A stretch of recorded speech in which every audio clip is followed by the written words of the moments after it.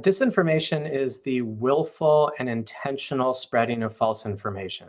So that's to distinguish it from misinformation, which is simply information that's incorrect, but there may not be the intent to mislead.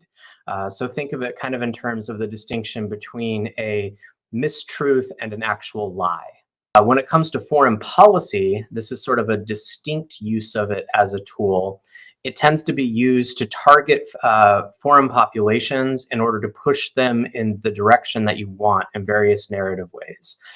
So some of the classic examples that we've become familiar with over the last few years are, for instance, Russian disinformation campaigns during the 2016 American presidential elections, which were pushing a variety of different narratives in terms of divisive politics. So what they would do is pluck up both sides of particular issues, say Black Lives Matter or various ethnic groups or Texas and California secessionism, LGBT issues, and inflate issues in order to make there be more divisiveness. This has also been used as a tool to push very particular narratives in sort of third-party countries. So one example that's particularly harrowing prior to the COVID pandemic was the use of disinformation campaigns throughout the developing world, and in particular in Africa, to specifically target foreign aid workers.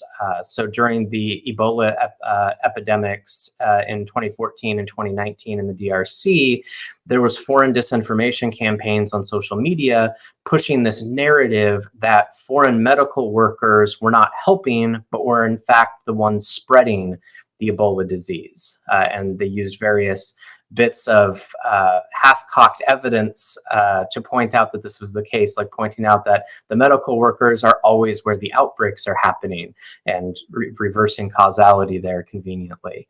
And this can be used as a tool of foreign policy in order to try to push foreign populations towards a particular narrative or particular way of viewing the world that you're interested in. In this case, pushing that narrative of distrusting experts, and in particular, distrusting the West in general, in terms of pushing a foreign policy narrative. In this sense, one way to look at disinformation campaigns is that it fits in this very old niche that we've identified in the social sciences of being a weapon of the weak, in that it's something that allows there to be an outsized disproportionate impact with a very low use of resources, which allows someone, state actors or pseudo-state actors, to punch above their weight in certain instances.